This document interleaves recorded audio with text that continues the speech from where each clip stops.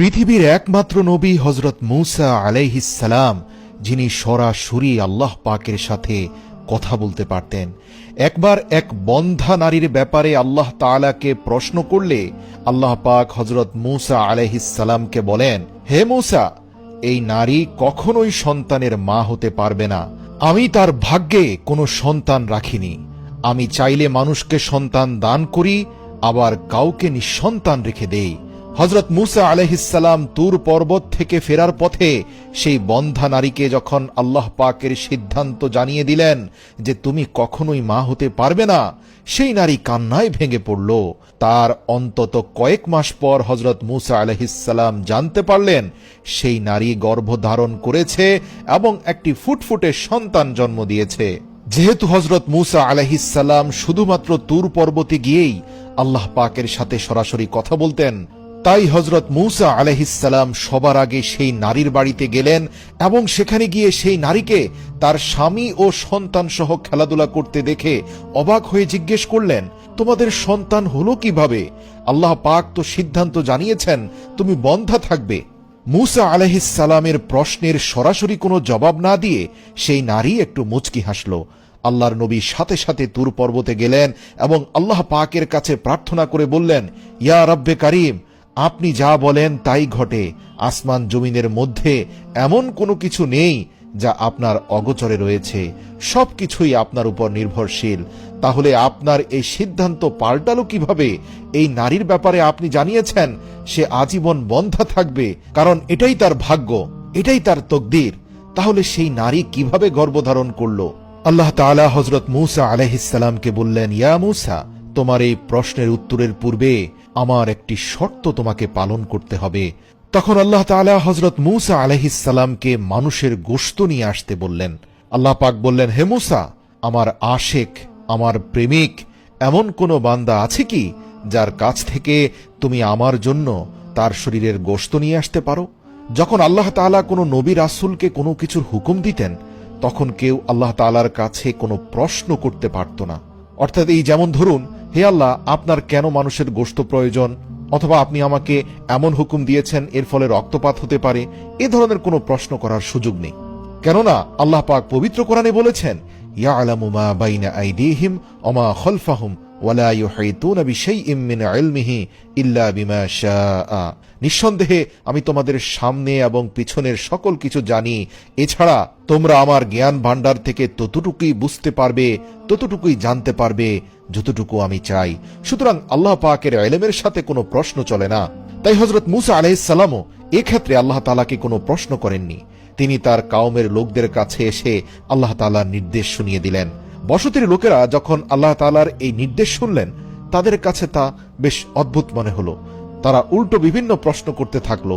আর আমরা জানি হযরত মূসা আলাইহিস সালামের কওম বনি ইসরাইল যথেষ্ট রূঢ় প্রকৃতির ছিল।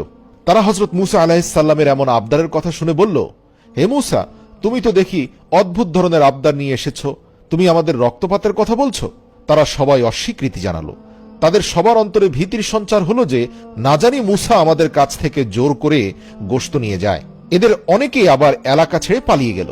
যখন মূসা আলাইহিস সালামের কওমের কেউ তাদের শরীরের গোশত দিতে রাজি হচ্ছিল না, তখন হযরত মূসা আলাইহিস সালাম মনক্ষুণ্ণ হয়ে খালি প্লেট হাতে নিয়ে তুর পাহাড়ের দিকে রওনা দিচ্ছিলেন। হযরত মূসা আলাইহিস সালাম তুর পাহাড়ের কাছাকাছি যাওয়ার পথে তিনি এক আল্লাহ পাকের ওলিকে দেখতে পেলেন। তিনি রাস্তার পাশে প্রখর রৌদ্রের নিচে চুপচাপ বসেছিলেন।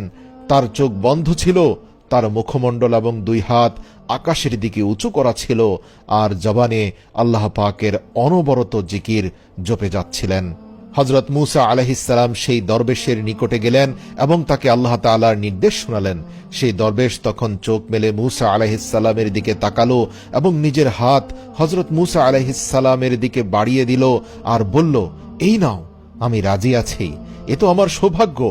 সেই দরবেশ হযরত মূসা আলাইহিস সালামের হাত থেকে চাকু নিলেন এবং নিজের হাত থেকে পরিমাণ মতো গোশত কেটে হযরত মূসা আলাইহিস সালামের প্লেটের উপর রাখলেন। এরপর হযরত মূসা আলাইহিস সালাম তুর পাহাড়ের দিকে রওনা দিলেন। হযরত মূসা আলাইহিস সালাম কিছু দূর যাওয়ার পর সেই দরবেশ তাকে পেছন থেকে ডাক দিলেন আর বললেন, হে মূসা, হয়তো আল্লাহ তাআলা ঘাড়ের গোশত চেয়েছেন, এই কথা বলে দরবেশ নিজের ঘাট থেকে গোশত কেটে হযরত মূসা আলাইহিসসালামের প্লেটের উপর রাখলেন। হযরত মূসা আলাইহিসসালাম পুনরায় তুর পাহাড়ের দিকে রওনা দিলেন। কিছু দূর যাওয়ার পর সেই দরবেশ তাকে পুনরায় আবার ডাক দিলেন, আর এবার বললেন, হে মূসা, আমি কি করে নিশ্চিত হতে পারি যে আল্লাহ পাক ঠিক কোন অঙ্গের গোশত চেয়েছেন? হতেও তো পারে আল্লাহ তাআলা সিনার গোশত তথা আমার বুকের গোশত চেয়েছেন, যার নিচে কলব রয়েছে, যে কলব প্রতিনিয়ত তার স্মরণ ছাড়া অন্য কিছু ভাবে না।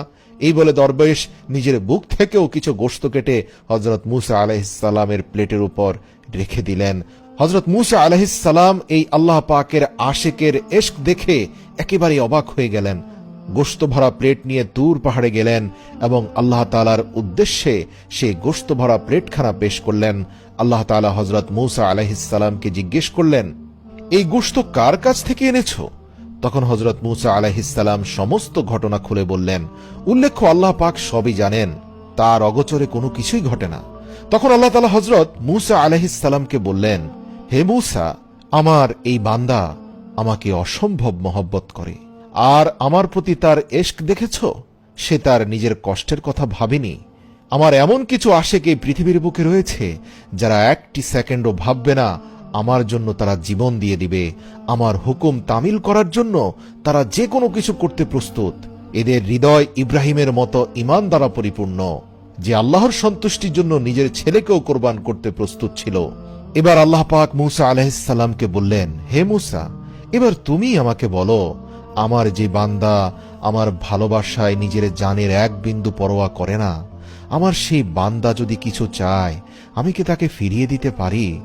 জবাবে হযরত মূসা আলাইহিসসালাম বললেন, ইয়া আল্লাহ, নিঃসন্দেহে আপনি আপনার এই সকল আশিক বান্দার দোয়া কবুল করে থাকেন।